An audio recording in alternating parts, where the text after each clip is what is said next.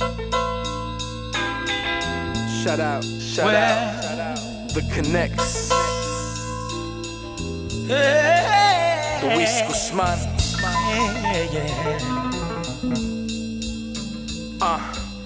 Don't ever go, never leave my side. Passion's all I have, courage is my drive. And if I lost you, I would lose it all together. Welcome to I'm an Artist, Not a Salesman podcast, where we highlight the journey of entrepreneurs and business people alike to showcase that every light and dark moment create a beautiful piece of art. This is episode 36. I am your host, Luis Guzman. My guest today is a world-class photographer, entrepreneur, and a creative in his field. With a background in sales and a degree from Rutgers University for communications, he has parlayed his talents into becoming the chief brand officer for the new disruptor in the marketing game, Youngry, a company that believes to be young in spirit, but hungry with ambition. A visionary with a camera in his hands, he tells a story about his muse, whether it's a backdrop in a gym with an athlete, headshots for a corporate head, or revitalizing life into a brand. His artistic skills with a camera speaks volumes to his creativity and determination for aesthetic greatness. He is a podcast host for the Disruption Podcast and a true definition of I'm an artist, not a salesman, with a flair for creating exceptional branding. Ludwig Araujo, welcome to the show, brother. Hey, man. Thank you, dude. You, man. That was awesome. I'm going to need you to send me that, man. Yes, that's going to be the new bio, right? That's my new bio. That was awesome, dude. I appreciate it. Hey, listen, I appreciate you coming on, brother. Yeah, and, you know, since just like a quick background before I get into the main question to start the show off, you know, I've been working with you guys for like the last couple months, and I love the direction you guys are going in. Yeah. And I don't want to give too much out before we get into your story, but the whole transitioning from the AKG to Youngry, the way you guys kind of like are together in the foxhole working and building this company from the ground up, and giving creatives like myself a voice. Thank you. So I want to, set it off with that. Oh, first of all, I appreciate you saying that. I mean, one of the things that we wanted to do as AKG is not only disrupt, but obviously help brands grow, help people grow. And there's so much information out there for people to start things like a podcast or start companies. And what we want to do is be a vessel for that. Like, people can come to us and we give them a plug and play option, whether it's to start a business, grow their business, or start a podcast. Like, a lot of people don't even know about this flexwork concept, so we can talk about that. Yeah, no, I'm excited, man. No, you guys are doing literally the Lord's work here and helping creatives find that kind of home.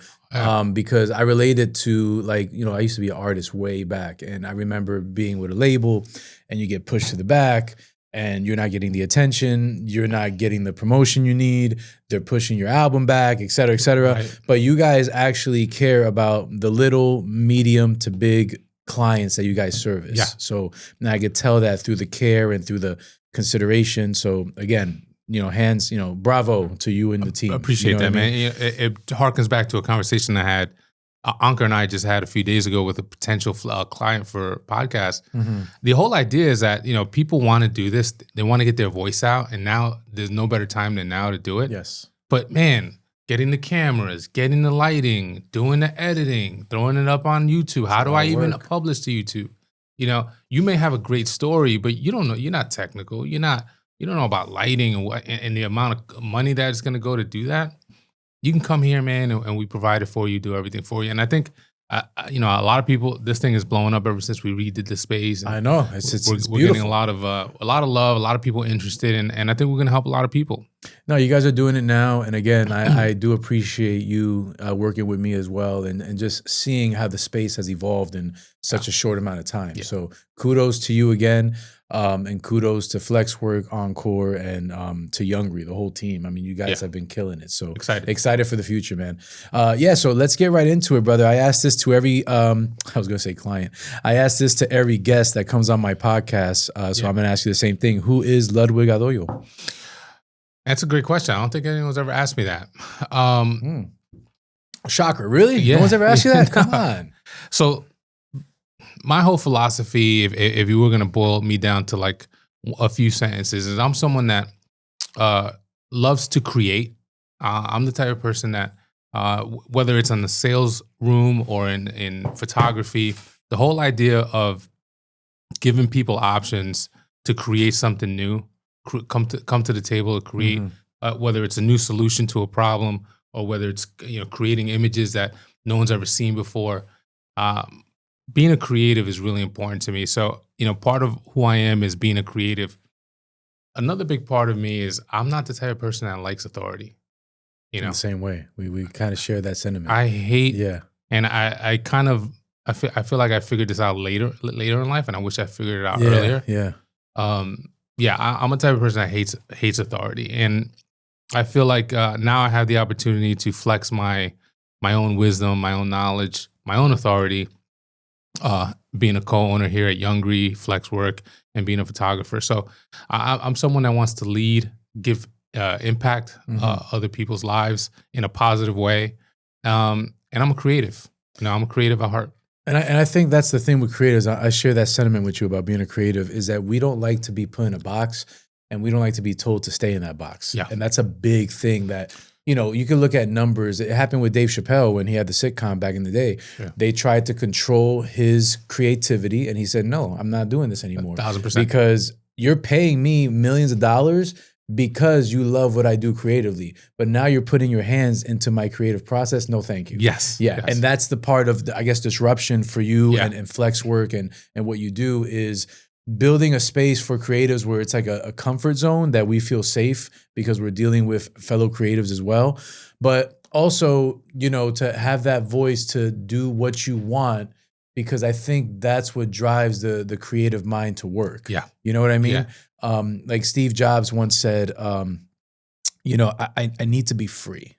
I can't be tied down. Yeah. I can't be restricted. Mm-hmm. I can't be held down. And he created Apple. Yeah. So I understand you on that. You know what the funny thing is too? This applies to the corporate side too. So as an artist, it's real easy. I had a conversation on our podcast with Clifton Prescott. He does photography for Netflix and for a lot of major shows. So like when you go to Netflix and you'll see the key art, that cover image for a movie or a show. He's doing all the editing and stuff? He does the photography for stuff like awesome. That, right? Okay. So I had a conversation with him about doing photography for a client versus your own art. So like imagine you did music. So imagine someone came to you and said they want you to make a jingle or a rap for a commercial, and they might pay you a lot of money, but they're going to really be restrictive on their process, right? You're not going to be able to say this. You're not going to be able to talk about that. Same thing with photography and art. Like when I get hired as a photographer for a client, I have to kind of work within their scope. The best work is when they're like, hey man, we love what you do. Do you? Do you. Give you the creative freedom. And we'll give you money for it. Yes. The worst part is when they're like, hey man, we're hiring you because we know how to pull, take the photos, but here's some restrictions on this. We're going to limit this. We're not going to be able to shoot from this angle. This lighting can't be. And now I'm no longer an artist. You know what I mean? Now you're restricted. So, but then it also applies on a business side, man. So like working in corporate America and sales, like I don't know if you saw this when you worked in corporate America, but this idea of middle management in between the CEO levels and the ground level work, when you're in that middle management, there is no art. There's no creativity. No, you're just another cog on the wheel. You're just another cog on the wheel. So any great ideas, you can't run it up the chain because it goes the other way, right? Yeah. Like it comes down. And it gets shut down. Yeah. And so that's that restriction that I've been dealing with, and that friction I've been dealing with my whole life, where I was like, hey man, at this point, I'm done. Like I can't continue to do what it is I feel is wrong in this company, or listen to people that, hey man, this guy doesn't know what he's doing, but he's my superior. And I gotta, it's a daunting thing to deal with, because you know what feels right? And I feel like, creatives are always in this stretch and this pull and go of dealing with somebody that's higher up, that has the money or has the title. Yeah. And you're constantly in this struggle back and forth, and it's like, just shut up. Yeah. Let me do what I do. Yeah. And you know what? If I screw up, let me screw up on my own volition. I'll take my ball and go home. Yeah. But let me at least try, because that's why you hired me. Yeah, exactly. You know what I mean? So it's like, it drives me crazy, man. How did you get into the whole creative? I mean, I want to learn more about your background. Who's creative in your family? How did you start getting into photography? Like, give me the whole 360 of Ludwig as a young man coming into his own as a creative. So Rutgers University, as you noted, which is good. Thanks for getting that in the bio. Went to Rutgers, grew up in Weehawken, New Jersey, right? Went to Rutgers, lived in New Brunswick. Got my first job in 01 out of college at Verizon. Verizon. You were a sales associate, As right? a sales associate. Came in because the guy who was running one of the retail stores was my brother's roommate at Rutgers. Okay. So I knew him very well. Got it. Hired me. I got into sales from 2001 to 2017. I was at Verizon working up the ladder. Gotcha.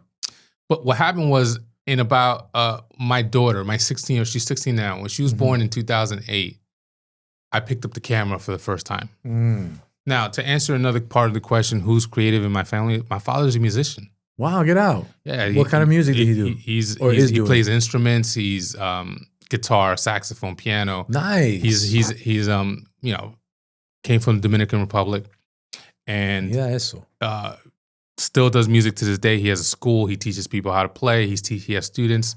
He was in a band back in the day, right? In Spanish, merengue, right? Salsa, merengue, bachata. Yep. I got you. Composer, writes music, right? Wow. So growing up, that's why he named me Ludwig. He named me after Beethoven. Look at that. Oh, wow. Yeah, now I made the connection. Wow. I was going to ask you, how did you get the name Ludwig? Wow, that's pretty cool, So basically, man. in his mind, I was born 1978. He's like, this guy is going to be a musician. He's going to be an artist. And he gave me the name, which is bold, but not so bold. Dominicans give crazy names. Yeah.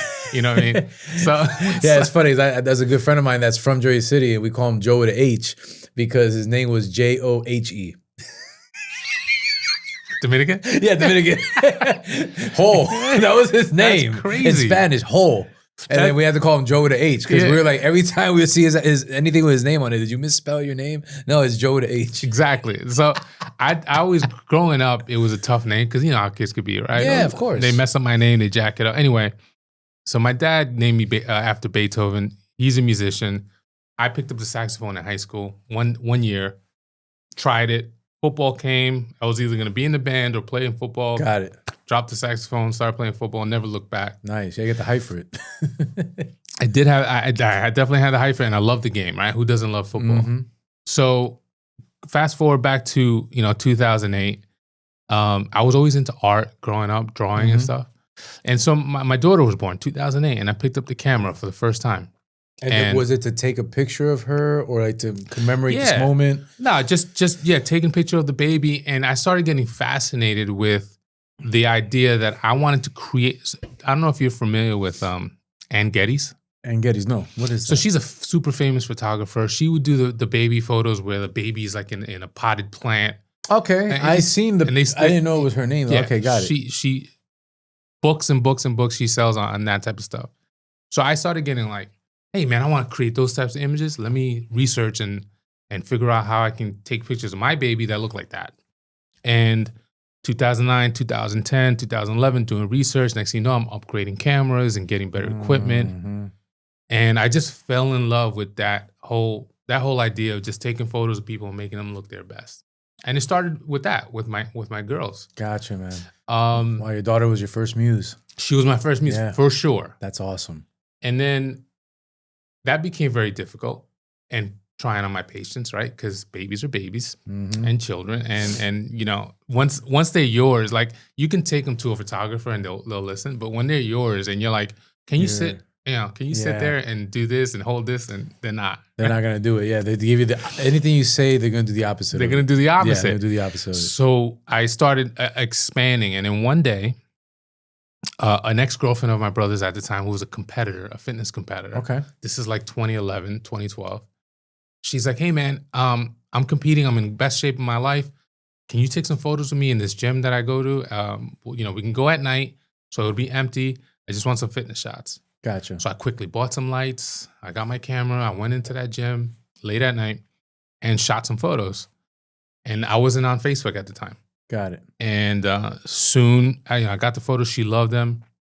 I started sharing those photos on Facebook like soon after. Someone was like, you need to create a Facebook account.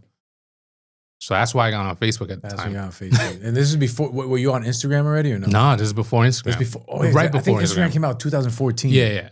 Got it. So it was right before Instagram, but I was on Facebook and I started sharing those photos. And then Soon, another person who competed hit me up. Oh man, you Wow. shoot fitness? I'm a competitor. Cool. I shot him. Then I got connected with Shreds, and I'm Okay. sure if you Yes. Yeah. because the guy who ran Shreds along with Ankur was with me at Verizon. He started Shreds. Look at that. Get out of Arvin. here. Wow. So he started a company, a supplement company. He started recruiting athletes and fitness people. And you were the shooter. I started shooting them. Perfect way to. And then right at 2012, 2013, Instagram shows up. And this idea of the influencer. And Shreds, one of the things they did well was they found people who had large followings on Instagram to promote the supplements. Now, it didn't matter how in shape they were, but they had the voice, they had the following. And he basically let me shoot these people with large followings. And it just took off. It took off. Yeah, I know that was a big craze, man. It was a boom. Yeah, that was a big boom. And you guys were known for the photography, the influencer, you know, the six packs. Like that was a big thing. It was huge. It was like an explosion in the influencer game. 1,000%. You know? And you guys were ahead of your time with that. Yeah, it's one of those things where like a chance meets opportunity. You know, like it was lucky, but being there and having that opportunity and taking advantage of the opportunity was great for Shreds. It was great for me. I was able to shoot people like Paige Hathaway, Joey Swole, Paige Hathaway, you know. Yeah, Joey Swole. Okay. All these people who at the time were like 50,000 followers, 80,000 followers, which was huge on Instagram at the time. At that time, oh my God, yeah. And you know, taking photos of them and then sharing it on my profile, then people would be like, "Oh my God!" Then next thing you know, your resume. People were flying all over the country to come shoot with me in Jersey. How was that feeling when you started like saying to yourself, "Wow, I'm actually doing this"? This is not like a side hustle. This is not like a dream. Like I'm literally doing this. How was that feeling for you? It was amazing. I remember one girl. I remember certain moments where like this girl flew from Miami, had massive delays because of weather, showed up to Jersey for like a midnight shoot, and this is like 4 years in now. I'm a household name in the fitness world, and people are flying, and it just blew my mind that this girl came by herself to shoot with a guy in the gym at night. By herself, like, and I was just like, man, she came to shoot with me. That's bugged out. Yeah. You know, Surreal. There's photographers in Miami. There's photographers close by that she could have shot with. Another scenario: a husband and wife lost a ton of weight. His name is Mark. He's in Houston.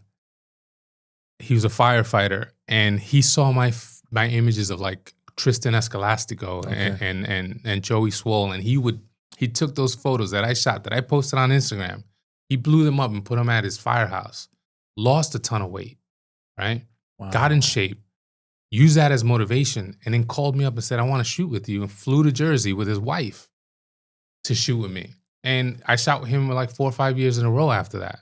And, you know, when you ask me the question, like, how did that make me feel? Like, wow, like impact. That's what we do it for. Yeah, that's exactly what we do it for. Yeah, you said it earlier. You're making somebody feel good about themselves and how they look aesthetically. But more than that, you're transcending into giving somebody some sense of hope and motivation.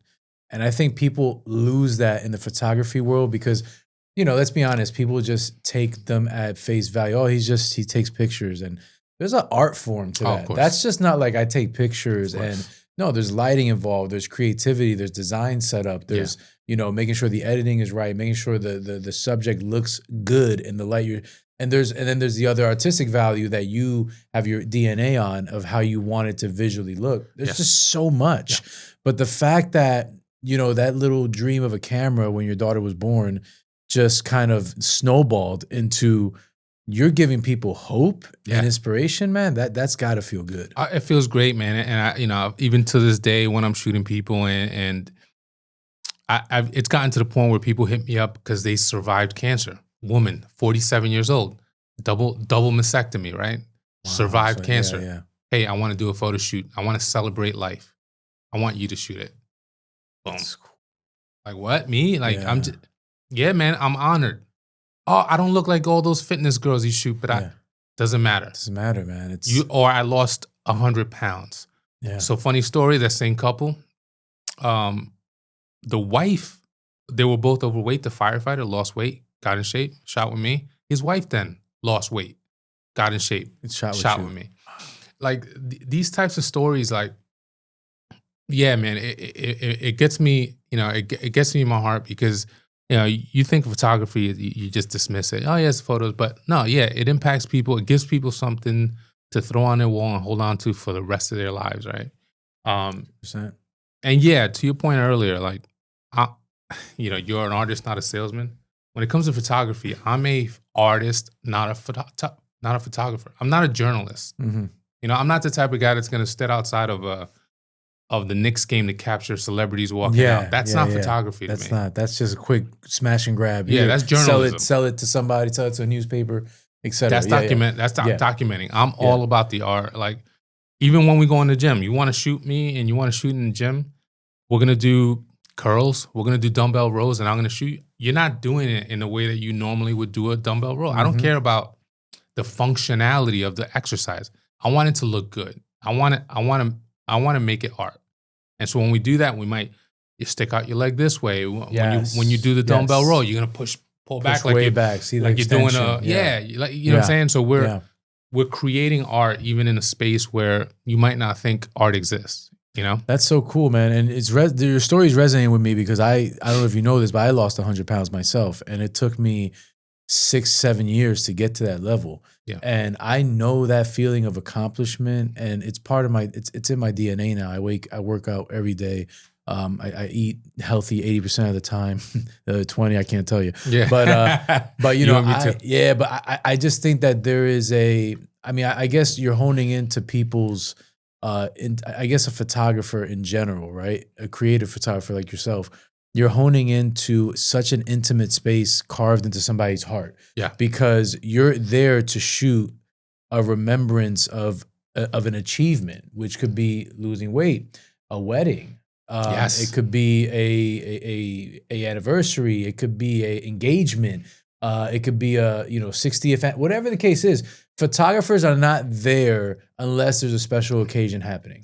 1,000%. So to be a part of people's lives in that way and getting your creative space as well in there, it's wow, what a win-win. Yeah. That's got to feel exhilarating. It does. And even in the wedding space, I shoot weddings. I'm not as an accomplished wedding photographer as some, but when I think about the day of a wedding, you're getting married, you're with your wife. I'm with the wife or the fiance and the groom and the bride. I'm with them the whole day, from you're like a family member. Yeah, exactly.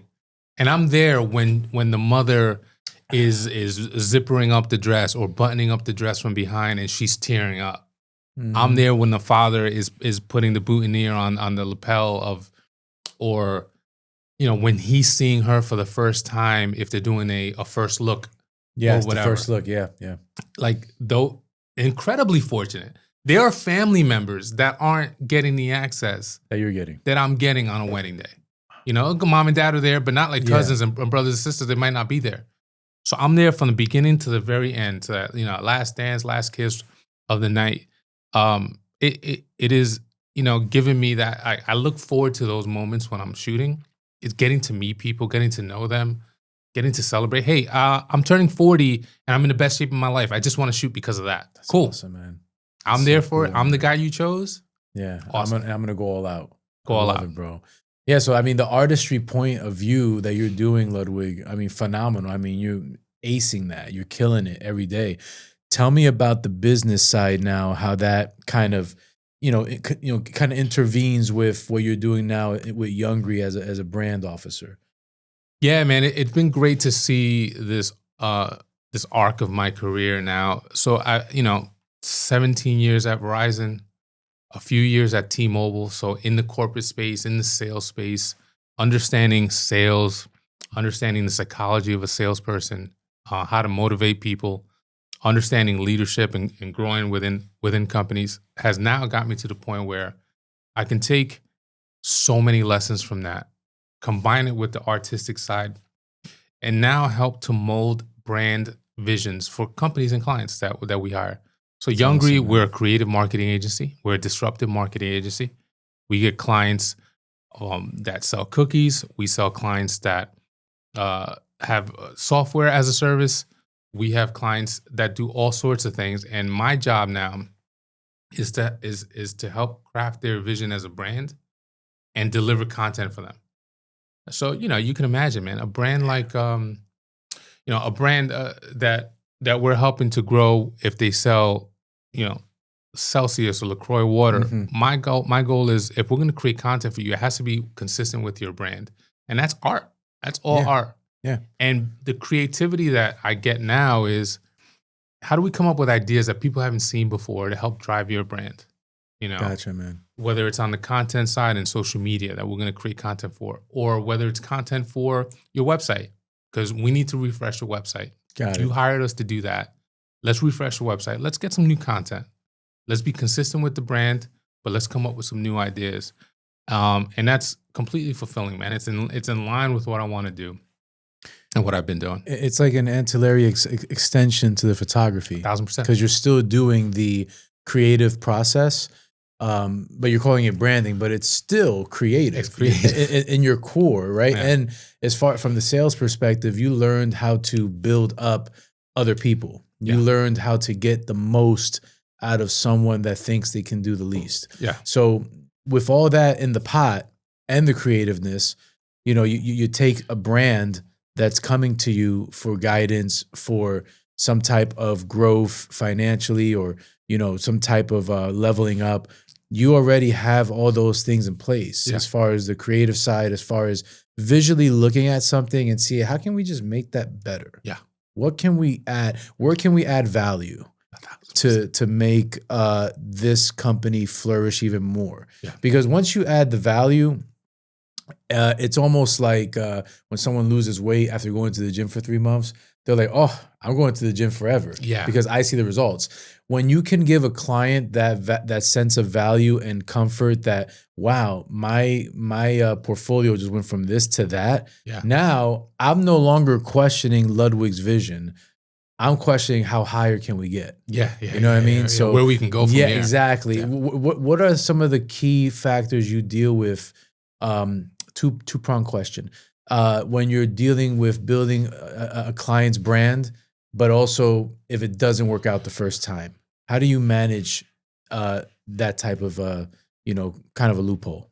So I'll tell you this much. I think communication is key. So one of the things we haven't talked about today, and I think is super important, and one of the things that I get the most when it comes to feedback from clients is being easy to work with. Mm-hmm. So on the photography side, when I was a photographer for hire, when I've been a photographer for hire, so a lot of times a brand would contact me. This is back in the day. Got it. And I would shoot, let's say I'm shooting for a supplement company. I'd show up and there would be a brand director. There'd be a creative director on that side that I would work with. And that person would tell me, hey man, here's what we're looking to do today. Here's the kind of shots we want. Here's a shot list, blah, blah, blah. Now, having all that experience and worked with so many creative directors, now I'm that guy sometimes. Sometimes I'm the guy and the photographer. Got it. But sometimes I'm the creative director for the brand, and I'm shaping the way that we have to create the content. To answer your question, I think the biggest part is being able to communicate the message and working with people and knowing how to work with people. Like that's such an important piece of this. So many times I've walked away where I'm like, hey man, why was I shooting for that brand? And that's the brand director? Like he had no idea what he was doing. Yeah. Or he doesn't talk to his team the right way. Or, he rubbed people the wrong way. It was a terrible experience. So representing Youngry as an agency, I think is important to make sure that in order to be successful, we have to have a clear communication, good communication. We have to be able to work with people in the right way. Now, the other question, I'm going to be honest, at this point, we haven't had too many scenarios where Youngry wasn't delivering on our end when it comes to creating creative and shaping a brand. It is a challenge. My biggest challenge as a brand director now, I'll give you an example of something that we're dealing with. We have 2 restaurants that we're working with that are owned by the same guy. Okay. They hired us as an agency to revamp everything. Website, creative. Which I feel like you guys are doing great at that. I know which ones you're talking about. Appreciate that. Yeah. The idea was one of them is a high-end restaurant, the type of place that you're going to spend a few $100s on the table, on a night for 2. The other one is a bistro. It's a fun night, not as expensive. We have to create two separate visions, two separate brands, two separate sets of creative for these restaurants. And how do we do that? Using the same talent or, using the same equipment that we have. And so those are the challenges I face as a chief branding officers.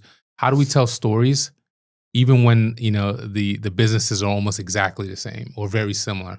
Yes. And figuring that out is an art, right? It's an art. It's creativity. Yeah. And that's what gets my juices flowing. Yeah, because it becomes listen, I can tell you from experience, I mean, since I've been connected with you guys, sometimes I can't sleep at night because I'm thinking of ideas for the podcast. I can't text Encore or you guys at 3 a.m. because that's just not right to do. But it's like I can't wait to get up and hit the ground running and be like, "Yo, Encore, we need this. We need merch. I gotta talk to Ludwig." And it's like, but it's almost like an adrenaline rush. It doesn't feel like work. Like right now, I'm talking to you. It doesn't feel like work. So I think the point you're making is that there's really not much difficulty because you enjoy what you do so much. Yes. That you're going to go that extra mile to ensure that whatever brand you align yourself with, that you help, evolve, is going to work because you enjoy your work. Yeah. When you don't enjoy what you do, then you start to see the chinks in the armor. You start to see the blemishes. Oh yeah. You know what I mean? And it's everything bothers you. Everything's wrong. Yeah, Everything's you can't wrong. fake art. You can't fake it, man. You either like it or you don't. You know what I mean? So I think in your perspective with what you've been doing lately, I mean, it shows that you really do care about the art and you care about, delivering a level of success for the client that they never thought could be possible. Yeah. You know what I mean? So I think back. I'm sorry to cut you off. No, please go.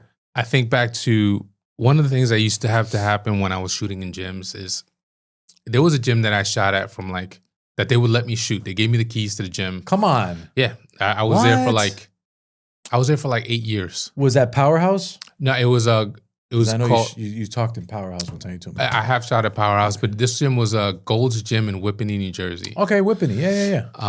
They've since closed down, but from like 2012 to like 2018, I had the keys, and I always preferred shooting my clients. Back in the day, I would shoot them at like midnight or 10 o'clock at night. We'd start.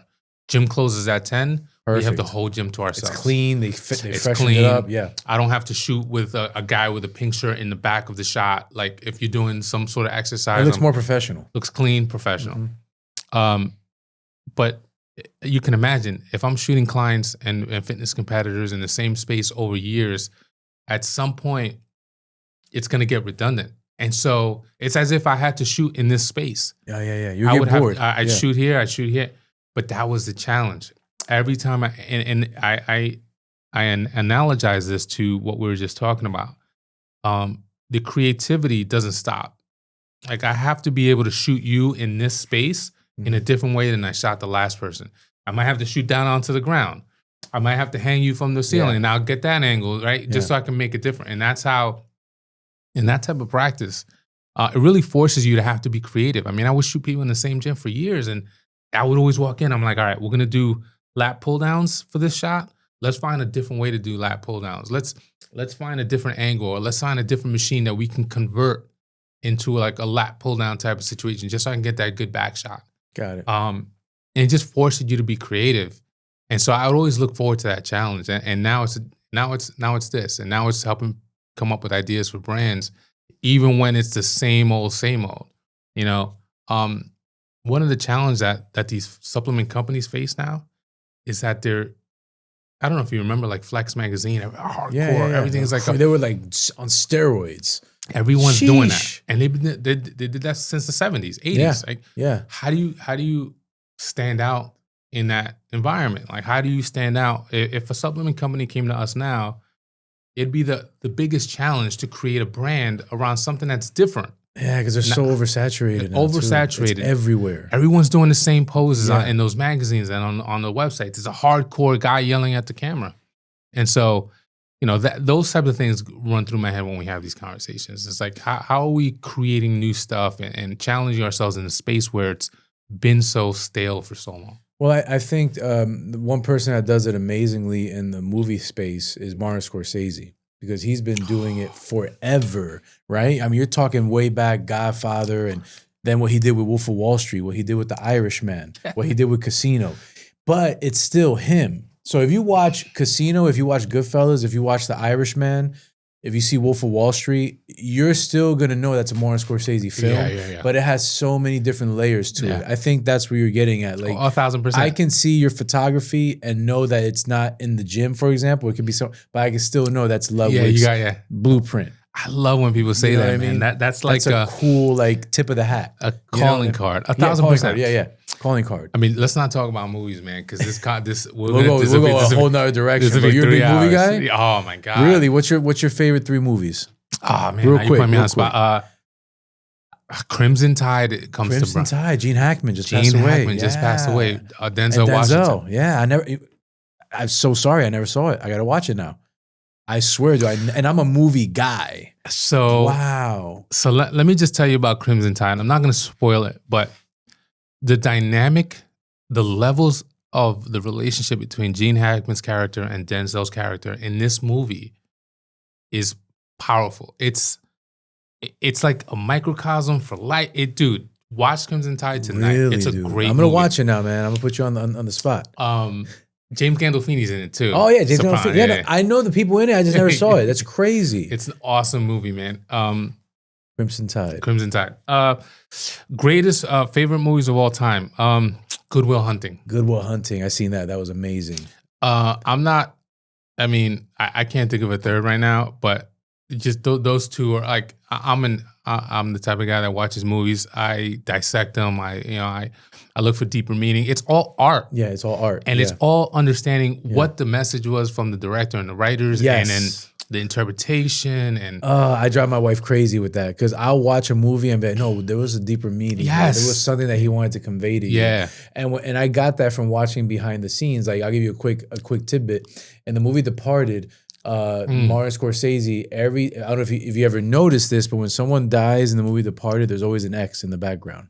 Nah. Yeah. So if you go back and watch the movie, that was his ode to another old film director that did that type of genre. I can't remember the name of the guy, it escapes me.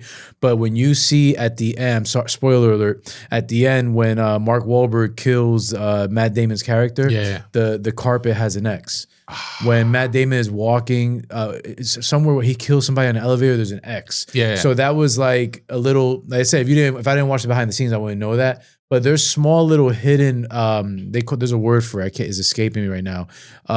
Easter eggs. There's Easter eggs in movies that go further past the plot. It's more of a creative thing. Yeah. But someone like myself or you would understand that. Yeah, I'm all about that, man. To me, I hate when like people dismiss movies. Like if a movie's a bad movie, I'll tell you it's a bad movie. I'm not gonna say no, but I always give them the benefit of the doubt, right? Like what was he trying? Because even as artists, dude, we take chances. We make choices. We take chances. Sometimes we fail. But what was the meaning that he was trying to get? Like I try to give it the benefit of the doubt. Now a movie came to my mind, DiCaprio, in the wild with the bear. It starts with a B. God, I can't think of it now, man. That was a great movie. He won an Academy Award for that. Yeah, that's one of my all time. I loved it. Why can't I think of the name? But with Tom Hardy. With Tom Hardy, yes. What the heck? It starts with a B. I forgot. But that movie. I'm gonna find that real quick, bro. If you don't mind, it's gonna drive me crazy. It's he has to eat a wolf. Not a mountain lion. Something. Leonardo DiCaprio. You drive. I'm looking at The Revenant. The Revenant. What the heck was I saying? B. The Revenant. The Revenant was really The director. He also did Birdman. The director. Birdman. With Michael Keaton. That director with I'm a big oneer. Like one take where the camera's following you here and then flips around and it's one long take. I love that stuff. Because it's you're catching the magic as it's happening. You feel like you're in it. But the biggest thing about it is it makes you feel like, but the amount of choreography that it takes to get, like there's that one scene in The Revenant where they're on horses and they're chasing Leo, and he falls off the cliff. Yeah, and then he hides inside the dead horse. Yes. That whole scene is shot in one take, and it's like him being chased. The camera turns around, sees the guy. They're shooting arrows at him. Like all that's done in one shot, and it has to be choreographed. So like as an artist, you appreciate the amount of work it takes just it's a lot of to get mental that work. Yeah, and then listen, we're racing against the sun. We're in the middle of Canada, like all that stuff. Like you're up against so many things. You know, I mean, I think Django was one of my favorite movies that Leonardo DiCaprio. Dude, his monologue at the end when they were on the dining table and the way he broke his hand. I mean, he really cut himself with the glass. Slammed. Yeah. So when you see him looking, he's really concerned, but he stayed in that character. And I was like, wow, like the powerful imagery he delivered verbally and aesthetically, you can't. That's amazing acting. Yeah, it's amazing acting. And then you know, if he has to do, you know, in acting, you know, you got to do the same scene 5 times, 6 times to keep that same energy and that same emphasis and intention. It's difficult, it's man. It's crazy. And so I derive a lot of inspo. Like a lot of times people ask, like, how do you stay inspired? What inspires you? Movies and actors and directors and writers, they inspire me, man. They get your juices flowing. A lot of my inspiration came when I was growing up from comic books, and that's how I got to like the fitness photography that I do. But movies, man, even if you're a corporate guy, you can take inspiration from ideas and just the fact that they're being creative forces you to want to be creative in your own right. Absolutely. I give a lot of respect to these guys, like these actors. I know that they get vilified now in culture, but man, nobody. It's hard to do. It's like, really hard, but it's people think it's easy to memorize. And I took acting in college, so I remember doing a monologue of 2 pages. Dude, I studied for like a week straight memorizing. It's like I burned the 2 pages in my brain. Like when I did my monologue, I got an A for it, but I had to work that hard for like a 5-minute monologue. Imagine doing that for a living, but then having to do it over and over and over. And be believable. Because human nature, you get tired after a while. It's like, oh, I don't want to, you know, but you have, you got to scream again. Oh, you got to do this. Oh, no, I don't like the way that looks. Do it again, but this time really emphasize with your mouth and quiver. Like all these things that normal people that just go and give it a bad rating don't respect and don't understand it. And they don't see like, I mean, listen, I'm a sales guy. The monologue that Ben Affleck did in Boiler Room to me is probably top 5, better than Glenn Ross. That's probably one of the best monologues in the history. I have a ridiculous house in the South Fork.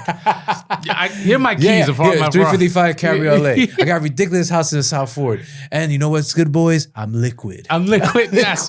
Vin Diesel, Giovanni Ribisi. That was a master class. Dude. That movie was a master class. Dude, you just gave me goosebumps. I freaking love that movie. That's a great movie, man. When the guy's on the phone with him, he's like, listen, don't give wood. It's crappy wood. I don't want to hear that, man. You know, you're trying to force the guy to get a sales package to be sent to his house. And I call him up to follow up. Hey, and my sales associate's excited, and the guy hangs up on me. That's shitty wood. You know? That's classic. Dude, I love Sales Guy. I love that movie. I watched Glenn Ross after that.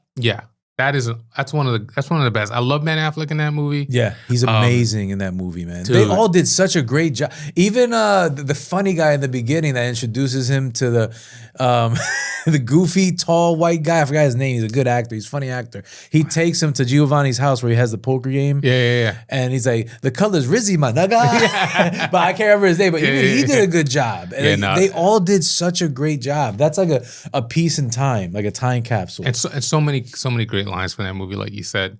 Now I don't know how we got off on this tangent. No, I'm sorry. It's all good though. I'm a big movie guy. I love it. It gets my juices going. I look at movies differently than a lot of people do. Like just like you do, man. I feel like there's a lot to be learned from them. It's a moment in time because it encapsulates the zeitgeist of whatever is going on at the moment, right? Like when you watch Boiler Room, the hip hop soundtrack with Rakim, and you know he quotes Biggie Smalls, you're either slinging crack rock or you got a wicked jump shot. That's they encapsulated the '90s for us in that chop shop mentality of selling stocks, but also the element of hip hop that was kind of creeping into pop culture. So not only that, the whole idea that you can get you can learn sales. Like, yes, I remember when I started in sales, that was the movie I referenced. A close is made on every call. Either you close the client or the client closes you on why they're not going to buy. That came from the boiler room. That was from the boiler room. That was my mentality. That was your in mentality. sales. It's like, either I'm closing you or you're closing me. Somebody's getting closed today. You know, it's true. And that's the bottom line. Dude, you got me. We gotta have like a 5-hour podcast on just movies. You don't understand. 100%, man. I'm a big fan. So much respect to those guys. I hated he won an Oscar for The Revenant. Yes, he won, but he didn't win an Oscar for Wolf of Wall Street. He didn't, or The Departed. But people criticized him for winning that Oscar because he didn't have a lot of dialogue. But that just made it even better. Some of the best movies don't even have dialogue for like 3 minutes straight. It's pure acting. Conveying everything after he gets mauled by everything he did with his he communicated, and I believed him based on his face. And because he was a vegetarian at the time, and I read that he actually ate real meat guts from a bear, whatever it was. And when you see him eating that, he's really eating that. And when he threw up, he really you can't fake that. No. That's pure heart for acting. Yeah. You know what I mean? And I think a lot of that gets lost in the art form. I mean, we're going to circle back to art and creativeness that we were talking about. I think, us going on a tangent with movies is good because it takes us back to the point that people sometimes don't understand the importance of creativity in an art form because they look at it like another, we'll get a photographer. We'll get an editor. But it's like, no, what we do is a big value to the whole spectrum. 1,000%. And at the end of the day, respect it because we work hard for it, and we're also artists in our own right that deserve to be respected as such. It goes back to the whole thing when iPhones came out, people would be like, I'm a photographer now. I got an iPhone, or everybody now the prices of DSLRs are so inexpensive. Everyone can buy a camera.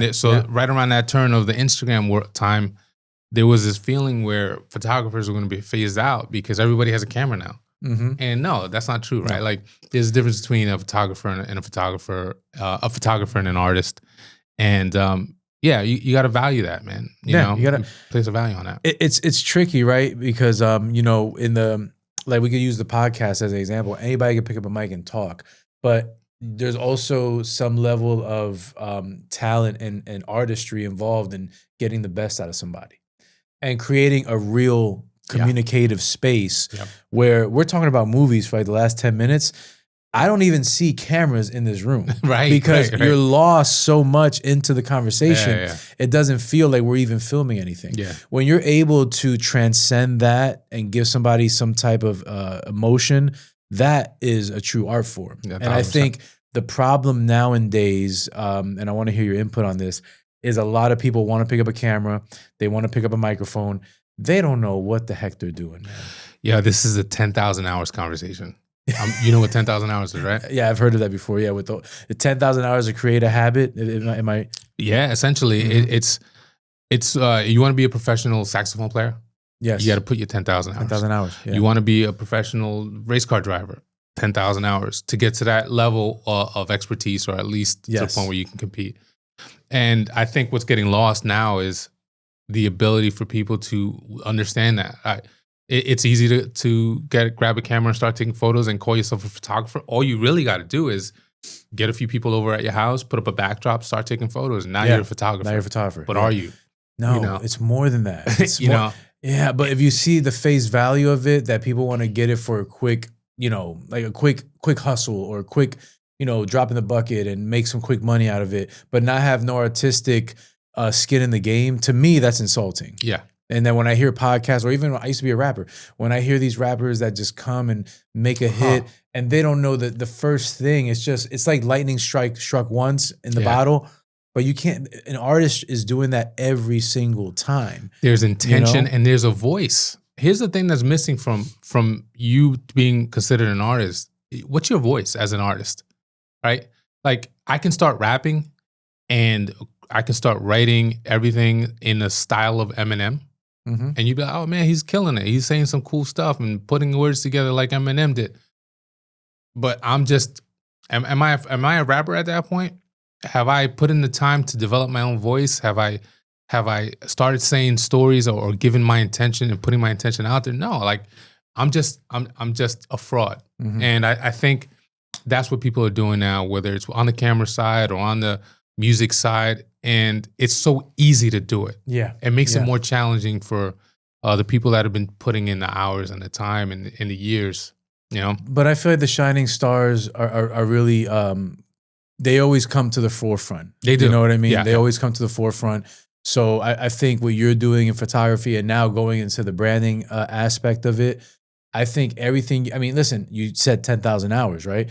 You've already been unconsciously preparing yourself since you were at Verizon by doing those 10,000 hours. So now you jumping into the field of getting a client's branding together, that's par for the course. Yeah. You're not really doing nothing different. You have been here 1,000 times over. In your case, 10,000 hours over. Yeah. So it's nothing out of the ordinary or it's nothing weird or different for you. You're just now at the level where it's like, okay, how can Ludwig continue to expand on this greatness that he has? Yeah. You know what I mean? That's it. You already been unconsciously preparing yourself from a preparation of branding by doing the Verizon, doing the sales, watching Boiler Room. You know what I mean? Yeah. And you kind of master photography. So now what's Ludwig's future look like in the branding space? What does that next chapter of your life look like? The next chapter is now being a chief branding officer here at Youngry. We're a young company. As much as the amount of experience that I have, that Ankur has, that Jason has, that Cameron has, leading this organization, we're a young company. And you know, to the point of the name of the company, we were AKG Creative. Now we're Youngry. And I think the next phase is 5 years of hard work to lift this thing off the ground and get consistent clientele, grow our base, grow our revenue streams. See, we got the Flexwork podcast company that's under us. Youngry is an overall umbrella organization. I think the next 5 years are going to be really just trying to get Youngry to be a household name as a creative marketing agency. You know, a lot of people need help still. You know, you think that in this day and age everyone has it figured out. They don't. No, they don't. Yeah, you need the arms. You need the arms, and you need the talent in the right places. Yeah. 1,000%. And so we have a lot of room to grow here, you know, based here in New Jersey. We're getting a lot of local businesses, but you know, we want to be global, you know, and so we got to get out to the rest of the United States, help companies grow. I mean, one of the companies we're working with now is based out of Florida, and they sell golf. And I saw their line a couple weeks ago. It was good stuff. Scale, really good stuff. So we're helping them blow up, and then next, you know, we'll be helping international companies blow up, and that's the goal. I love the fact that it feels kind of like the vibe is loose, and what I mean by that is like I talk to you, I talk to Encore, I'll talk to James, I'll talk to Julian. Yeah, it just feels like it's your boys, and we're just like, you know, talking, spitfiring ideas, coming up with. It's a very forward, progressive type of model you guys are going with. 1,000%. And I think that's cool because when you're in the creative space, and you know this, you're a photographer, dealing with creatives is very hard. Yeah. And I'll be the first one to tell you, I can be very difficult myself sometimes, but the progressiveness of being able to deal with those type of characters and still get the best out of them because the people running the company are creatives themselves, that's a win-win. You know, one of the things we focus on in hiring people is making sure that we're hiring people for the right fit. You got to be the right fit. And, you know, if I hire you for a role in this company, but it's not what you do, it's not what you love to do, but we need to fill that position, that's not the right move. That's not the right move. No. You know, and so like Julian, Charlie, our graphics, James, I mean, you know, James is someone that's working here on the Flexwork side. This is his bread and butter. I mean, he comes from the radio industry. Yeah. He understands his job intimately. It's the right role for him, you know, and I think that's what you're seeing. You're seeing people just be comfortable because they're not pretending, you know, they're not doing a job that they're not comfortable doing. They're here doing what they're supposed to be doing, and they're happy, we're happy, and we're just moving in the right direction as a team. I love it, man. I love it. As far as moving in the right direction as a team, do you see yourself expanding the photography division where you have photographers under you? I mean, you probably have that now. I'm probably speaking out of school. Yeah, so that's a great question. I mean, ultimately, the goal is for us to be able to grow, and in order to grow, we got to be able to service multiple clients over over the next few years. And in order to do that, we have to include more videographers, photographers, copywriters, social media administrators. Like all these types of roles are going to need to be filled, and I'm going to manage all that. Nice. So yeah, we do have some photographers on staff now that we outsource to when we need to. I'm the chief photographer for all intents and purposes right now, but ultimately that's going to have to stop. Like we can't. You can't take on 100 projects yourself. You got to start managing it. Yeah, managing it, and obviously picking good talent, putting them in the right position to also be successful like you. So it's you're giving opportunity, but you're also watching somebody flourish from a mustard seed to be another Ludwig, to be another Encore. And that's going to take identifying talent. And there's going to be a client that's going to come to us, and they're going to be a funky, fresh, out of the box type of company, and I'm going to have to get a photographer on that.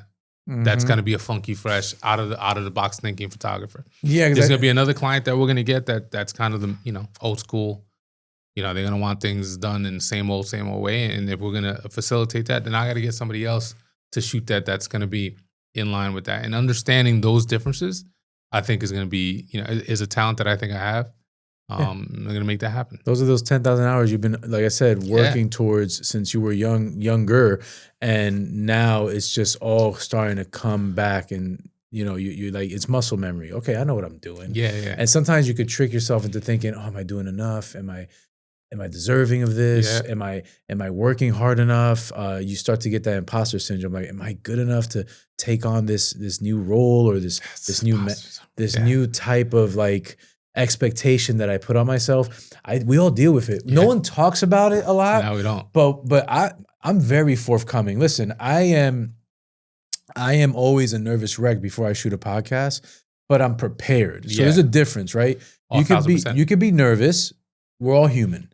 But when you're nervous and unprepared, peace out. That's the worst. That's the worst. But if you're nervous but prepared, man, it just almost becomes like a switch where as soon as I sit in this chair and the guest is here, which this was easy today because I know you, but when a guest comes in that I've never met from a can of paint and I have to engage with them in 30, it's like a sales tactic. Yeah. In 30 seconds, you have to make the guest feel comfortable, all right? You have to make them feel invited. You have to make them feel like you care. Yeah. So I always say, do the things that no one else is willing to do. Hey, you need some water? Yeah. You want some coffee? Yeah. When you saw this with the introduction, I give an introduction that kind of gives the full 360 of the guest. Yeah. Because what happens when people hear good things about themselves? They open up. They open up. You become all of a sudden vulnerable. Like, oh, he said this about me. So it's like tapping into those things. And then that's where the creative genius comes in of having good conversation. Yeah. That's just my take on it, right? Of how I prepare myself. But for us, I'm speaking for you as well, we still have that little voice that you got to kind of shut up and say, no, we're going to do this. I love that you're bringing this up. How do you deal with that? So a company will hire me, this is a few years ago, to come out to Vegas to shoot 6 athletes that they're bringing to Vegas because there's a big expo, the Olympia. Mr. Olympia. Cool. So the Olympia is happening in Vegas in September. All the brands go out there. They bring their athletes out there for the expos. But then they'll have photo shoots while all the athletes are in the same place, right? I'm getting on a flight from Newark, New Jersey to Vegas, and I'm bringing all my photography equipment, my lights, and I'm like, I'm about to shoot for this big brand. 7 athletes in one gym, one day, by myself, because most of the time I shoot by myself. Sometimes I bring an assistant. Yeah. I know what I'm doing, man. This is what I've been doing for 10 years. But you do have that voice in your head that's like, you get nervous. You're like, am I going to mess up? But I always go back to, I always harken back on my experience. There's nothing that my 10,000 hours hasn't already taught me that I won't experience in this scenario. So is someone gonna knock over a light when I'm in the gym because it's a busy gym? You got to imagine these expos, they bring thousands and thousands of people to the city of Las Vegas. It's wild. So if I'm shooting in a gym and I'm shooting 6 athletes for your brand, that gym's going to be packed with other people. Mm-hmm. So what can go wrong? Someone can knock over a light that I have positioned for a photo shoot. I might run out of batteries. My camera might, for the first time ever, just crap out. You never know. Yeah. And so part of my experience is going over that mental checklist of, What are the things that can go wrong? What are the things that have gone wrong in the past, and how did you deal with it? So really just going back to my experience, right? And just thinking about all those situations, I think it's important to, if you're on stage and you're delivering a keynote speech, you're going to be nervous. If you've done it 1,000 times, you'll know that, hey, the microphone might go out. It's happened in the past. So how do I deal with that if that happens? Or I might be walking and talking and trip. How am I going to handle that? Do I play it off? Do I laugh? Yeah. You know, Those things happen. So you have to kind of go back and talk about your experience. Think about your experience. Think about the scenarios that may or may not happen. And I think that helps. But once you're there, like, you know, I might be nervous on the flight. I might be thinking that in the morning of the photo shoot, oh man, you know, a little nervous. But once I get there, meet people, tell them what I'm going to do, they start to look at me and remember that I'm the freaking authority. Mm-hmm. I'm the guy. I love it. Yeah. Right? Damn, we're sharing and you a brain. forget that. Yeah, you forget it. You forget that you're the guy. Yeah. Like, they just hired you because you're the freaking guy. Why are you nervous? This is true. Yeah. You know who's nervous? The 6 athletes that I'm shooting, half of them haven't shot ever before, so they're nervous. They're nervous that their physiques aren't on point. They're nervous that they're doing their first photo shoot for the brand that hired them, and they want to come off as ready. Why am I nervous? You know, once I pull up the lens, they're the ones that are getting nervous. So you got to remember that. Who's the authority? Who's the person that's getting paid? They're paying you because they know you can do the job, or they think you can do the job. Show them. 100%. You know, it's crazy you say that because, you know, you forget sometimes how talented you are as a human being, as a person, the gifts that God gave you, right? And how you can, there's a reason you're in a room, there's a reason you're in a position, and it's because of your history and what you've done in the past. Yeah. So kind of like to, you know, bookmark everything you just said, it's also, you have to remind yourself, I belong here. I'm the guy. I'm the dude that they're paying. Chest is out, and it's not something that you ever just master. It's an ever going practice. Yeah, you have to constantly tell yourself every day, I'm on the right track. I'm intelligent. I'm smart. I say these things to myself sometimes. I'm intelligent. I'm smart. I'm attractive. I can do this. Yeah, and you know, you believe what you say to yourself. You know, it's like if you do the opposite can happen. I'm a loser. I suck. And then you start thinking, oh my God, I am. And then you start believing it, and then you start acting it out. Yeah. So it's kind of like staying in that flow of, I'm going to do this no matter what hurdles come my way, no matter what type of adversity I have to face. Yeah. I know what my worth is, and I'm going to go out there and get it. Yeah. And that's it. Period. 1,000%. Stop. Period. Stop. But I think, Luis, one of the things that we talk about here with the 10,000 hours, I think that helps. That's part of what helps. And so when we're talking about real imposters, right? The person that faked his way to a keynote stage by lying about his history and never having publicly spoken for the first time, or that guy who lied his way to his first photo shoot with a major brand, that guy's gonna have problems. That guy's gonna have major problems. See him a mile away. Yeah, it's true. So I think it helps that you have the experience. It helps that you're doing the same thing over and over again to get the sea legs under you. You know what I mean? To get all that stuff done, you gotta have the 10,000 hours. And I think that helps. I think your story is very confidence. Yeah, I think your story is very impactful for the audience, because I have a lot of young people that listen to this, and you know, they're trying to figure it out. And I think what you're saying about the 10,000 hours, we're sharing a brain on that. But the history of 10,000 hours is important for the 23, 24, 25-year-old that's listening to this, because they didn't grow up in the world we grew up in. They grew up in the world of instant gratification, participation award. I just show up and I win. Yeah. No. All this is earned. Yeah. And I think you speaking about that, because they see you now, chief brand officer, photographer, Youngry, but they didn't see all the past things you had to go through to get where you're at. And I think the youth is stuck right now because they think it's that easy. It's not. So your story has to be told so people can understand, no, there's a lot of hard work and grit behind what I've done. You know what I mean? The days of shooting my daughter as an infant to then, I don't even know how to use a DSLR. Like, let me start shooting nightclub photography, leaving my house at 10 o'clock at night. My wife at the time with young kids, just so I can learn how to, because the whole thing about photography is, you shoot in manual mode. Yeah. So it's like you're figuring out settings to get the right shot, and you got to know lighting.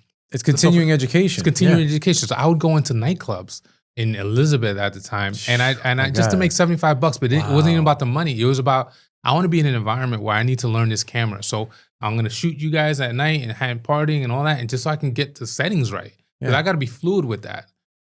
It's all those late nights. It's going into the gym late at night trying to get the right shot. Like decades of that. You know, cutting your teeth. You got to do it. You got to get the reps in. You got to get the reps in. Where in Elizabeth did you shoot? I forget the names of the clubs. I lived on Elmora, right off right off of that main. What's the main? By the White Castle. Yeah. And so there's a few nightclubs. Ex-fat guy like myself would know that, right? Like I didn't say next to the laundromat or the X sign. I said the White Castle. That's right. Yeah. Right. Yeah, I'm from Elizabeth, so that's why I asked. Oh, okay. That's dope. What's the main street that goes right down the road? Westfield Ave. Nope. Well, no, Westfield Ave, Morris Ave. No, Morris Ave. Was it Morris Ave? No, Amora Avenue intersects with Westfield Ave. Is it? Yeah. That goes from one side of Elizabeth all the way to Kane? To Kane, yeah. That's a good one. I think I want to say that's, no, that's. Is it Morris Ave? Oh, I can't remember now. That's crazy. I don't know that. I think, no, Morris Ave intersects with Kane, yeah. So if you go Kane University and then you have Morris Avenue that takes you to Union, but you're talking about the other street where the White Castle is. Yeah. I can't remember the name of that street. So I live right off of there, close to the Turnpike entrance. Okay. And then there was a few like nightclubs in that area. Destino Lounge? Maybe. That was on Elmora Ave. That's right. But what year is this, more or less? 2012, 2012. Okay, yeah. So it was Destino was big. Coco Bongo back then. Coco Bongos, I think it was. I think it's Barcode now. No, it was a bunch, but that's pretty cool. No, whenever someone works in Elizabeth or is from, I like to find out a little bit more about it. That's where I'm from. That's pretty cool. So man. that was kind of like I said, part of cutting my teeth, and I think that helps with. So if you have like 23-year-olds listening to the podcast, 24-year-olds, I think that's a good lesson. Like nothing comes easy, man. Like success, rarely does it come easy. Even the people you think come easy, you find out later in life that, you know, they were doing it for 10 years prior. You know, I'm always fascinated by like, you know, a celebrity who, like Matt Rife, comedian Matt Rife. Yeah. Right? He's huge right now. Like he's blowing up. He's all over. But you find out later, the kid's been doing it since he was like 17 years old. He's 30 now, whatever the case is. And he put in his time before he got on that Nick Cannon show. Like he's been doing it forever. Looks like he just blew up out of nowhere. Mm-hmm. But he's got 10, 15 years of doing of grinding. Yeah. You know? And I think no one really glorifies that because it sucks. I'll be honest with you. That's the sucky part of being developing, right? But I think about a movie, and you probably know this, The Founder. You ever seen The Founder? With Michael Keaton. Oh, Michael Keaton. I haven't seen it.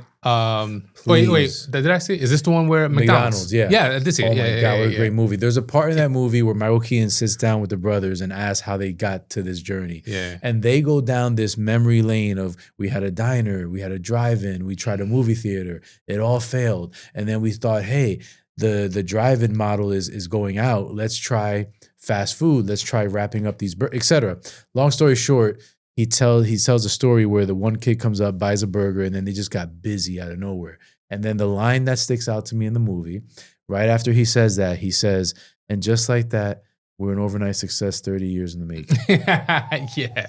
That's exactly what you were just hinting at. So when you said all that, it reminded me of that line. 1000%. But I think the young people have to get that. They have to understand that. Young creatives that are listening, you know, like get on the ball. I think do the work. I think part of it too is realizing what your passion is, right? So, and this is what I don't begrudge about the youth today. I'm all in favor of them now trying different things to find what that is. Mm-hmm. Whereas in the past, it used to be you go to high school, graduate high school, go to college, find out what you're going to do for the rest of your life, and then do that. Yeah. Yeah, that's not the roadmap. Back in the day, it was the roadmap. Yeah, that was back in the day. Yeah. You would go to school. Figure out you're going to be a doctor because your dad told you. Now you're going to be a doctor, and you just do that. That's nowadays. I'm more about like figure it out. Don't go to college. Take a year off. Figure it out because there's time. You have time to figure things out. But once you figure it out, go hard on that. Yeah, go hard before you expect to reach the level of success that you want to. You got to put in the time. Let me ask you a question. This is interesting because I know about the youth.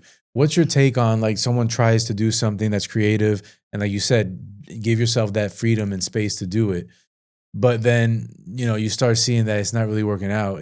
Where do you draw the line where you just say, "Listen, you're not good at this. You should try something different," because you don't want to shoot their dreams down. Well, so you're saying where would I draw the line if I'm advising? Yeah, like if you're advising, right? Like let's say your daughter, right? She wants to do this, and you're like, you want to help her. That's your daughter. Yeah. But then you start to see, but you're not kind of good at this. But how do you toe that line of being a dad, but also being constructive and saying, listen, maybe you should try something else? Yeah, that's a great question, man. To be honest, at this point in my life with my kids, they're still in high school.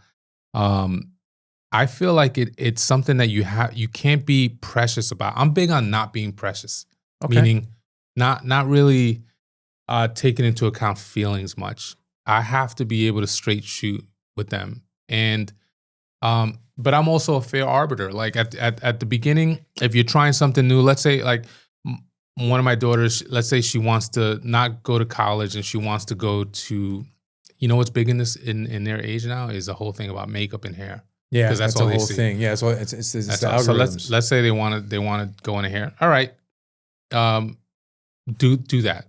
You want to go to whatever the name of that type of schooling is. Let's do that. We'll pay for that.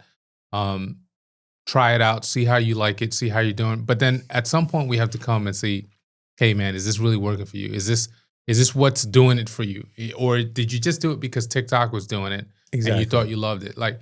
There has to be a conversation back and forth. I'm not the type that's going to tell them they got to stop or they got to move on and do something else, but I'm a straight shooter. I'll let them know. Yeah, I don't think we need to get involved with the feelings part of it when it's something that's as grave as what are you going to do for the rest of your life? That's good. That's a good. It's a good way to look at it. It's a good takeaway because a lot of parents nowadays they're more on the side of being a friend than a parent. Yeah, and I think that kind of like gets you at the end because you gotta they gotta hear the word no sometimes. They gotta hear the word no. They gotta know that there's a limitation to what they can do or they cannot do. Yeah. You can't, tell somebody that, you're 300 pounds, but you're gonna run that mile in 5 minutes. No. Like there has to be some type of line in the sand. And I think new age parents now, they're kind of steering away from that and they want to be more like a buddy. But I like the key word was precious. I'm not precious with it. I'm going to be a straight shooter. But they respect that, even though they might be angry in the moment. Of course. When they get older, they're going to look back at, damn, Dad, thank you. Because I needed that. Yeah. And if we have more parents like that, you're going to get more leaders. You're going to get more leaders in the world. And for me, it comes from my experience, understanding processes that take, like how I got to where I am today was a process. And how I'm going to get my daughters to get where they want to be is a process. And so part of that process is identifying when things aren't right for you. Like it took me a long time to realize that, hey, I didn't want to be in the corporate America. That's not where I want to be. I'm not a cubicle guy. That's not me. It might be somebody else. That's cool, but it wasn't me. It doesn't tickle your fancy. fancy. So maybe I can help them identify those things. And I think as a parent, that's my role. Like helping identify the things that may be pitfalls for them before they realize it, helping them identify it. That's a huge one. That's like life changing for them. Yeah, because it can make you go left when you would have waited 5 more years before you went left. Correct. And you needed to do it sooner. Yeah, and that guide and that leadership. You're a great dad from what I'm hearing, man. Because that's awesome. That's really kudos to you, man. Congratulations, because I could tell you're really honed in to the development of your kids, and you're a true leader. Yeah, and what you do is for you to be an entrepreneur, you got to be a leader. So you're using that to lead your children as well. I think they're going to have a flourishing future. I hope so, man. I appreciate brother. that. That's awesome, man. Ludwig, man, I had a great time with you here, man. We could be here till the cows come home. I think brother. We can, man. You know what I mean? Yeah, dude. I didn't know you were a movie buff. I didn't know you were into I know you were a photographer, but I didn't know how deep in the creative space you were. I love it, man. I could talk to you for hours, man. This has been awesome, bro. Seriously. I do want to end with one last question. And then we'll get you out of here. So tell me what's next. I know we spoke about you professionally as far as like what you're doing with Youngry, what you're doing with your photography, your creativeness. What's next for Ludwig the man?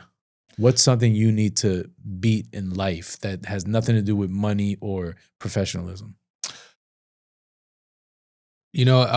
So one of the things we didn't talk about, my daughters currently live about 40 minutes away from me because they're with their mom and my ex-wife. And I just bought a house to be closer to them. You told me, congratulations, man. And so what's next for me is really, it's been about 1.5 years, 2 years since I haven't been there with them. And I'm so excited about the next few years because we just bought a house, me and my current girlfriend, and we're 10 minutes away from them now. Oh, that's awesome. It's going to be so, you talk about, investing time with them, like the opportunity. And they're at this age now, 15, 16, my two youngest, where they're humans, man. They're like people. Yeah, they're like real people. Yeah, they talk to you. They got ideas. They got opinions about the world. Yeah. And we can share laughs and we can watch movies together. And they're big movie buffs and show buffs too. So it's like awesome, cool watching stuff. Like I just giving a quick one. My daughter is now watching the Fast and Furious movies, which for the most part, they're super high octane energy, fun. They're not the best movies in the world. They're a little bit, a little bit more cheesy. I get it, but they're awesome movies to watch. And this, my 16-year-old just started watching like the first two, partly because of Paul Walker. Walker, and they think he's hot. He's dreamy, right? Like and rest in peace. The word they're using is baddie. Yeah, he's a baddie. That's what the kids say now, baddie. Oh, so partly because of that, but so what, man? I'll take it how I can get it, right? If they want to watch, if those are the reasons why they got into it, cool. But we can watch that together. And now I'm at the point where I can spend more time with them. So personally for me, the next few years are going to be really about like getting them to that 18, age and spending those years with them. Because after 18, they both want to go to college and then you don't have as much control on a day-to-day. And they start to leave. So I'm really going to take advantage of these next few years with them as they get older and navigate those high school years. That's awesome, man. Listen, great professional, great photographer, great father. I mean, it seems like you got a lot of goodness in you, and it's rooted in a place of intention that is meant for good things to happen. So I think, your intentionality and what you bring to the table professionally, as well as what you've told me about, your daughters and your father life. I mean, God bless you, man. I really do pray and wish and hope, and I know that this will work out for you in this new endeavor. I appreciate it, because, I can see you put in the work. You got the talent, you got the experience. Now it's time to put some steroids in it. Yeah, I think exactly. We're in that. I think we're in that. And I'm proud to be. I'm honored and thankful to be along for the ride because, like I said, we work together with Flexwork and with the podcast. So, you know, I feel excited to be represented by Youngry and to see what you guys are going to do for me as a podcast. So I'm also excited for what you're going to do for everybody else that walks through that door. I appreciate that. I think you're going to be changing a lot of lives. That's the goal. That in a nutshell, if we're going to reduce this whole thing to one quote, like changing lives and helping people when they need it, and we're here for that. I mean, that's what it's all about. So amazing. 100%, thank you, man. Brother. Yeah, thank you, man. Had a great time. Yeah, it was a pleasure having you, Ludwig. Two last things before I let you go. I always ask people 2 last questions, real quick. Quick ones. What's the last thing you bought that changed your life? My Apple Watch. Really? Yeah. Okay. Yeah. Steps counting. Being able to respond to messages. I never take it off. Perfect. And last one before I get you out of here. What person in your life has brought you the most influence? My father. I mean, my father has been my. I feel like I'm the second coming of my dad. Like my temperament, how I approach, my thoughtfulness before making decisions, thinking before you speak, and that whole thing. I get it from my dad. Awesome, brother.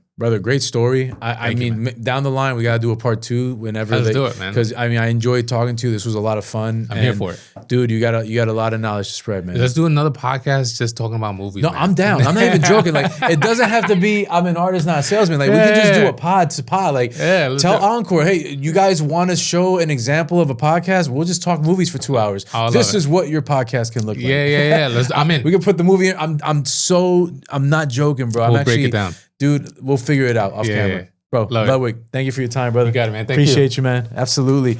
Guys, that is a wrap on episode 36 of I'm an Artist, Not a Salesman podcast. If this podcast inspired or moved you in any way, please subscribe to our Apple, Spotify, and YouTube platforms by typing in Luis Guzman, I'm an Artist, Not a Salesman, and following my Instagram, I'm an Artist, Not a Salesman handle, and click that subscribe button. Please make sure to follow me for all further content and updates. I'm thankful for every listener. I pray you have a blessed one, not a stressed one. Peace. I need you by my side.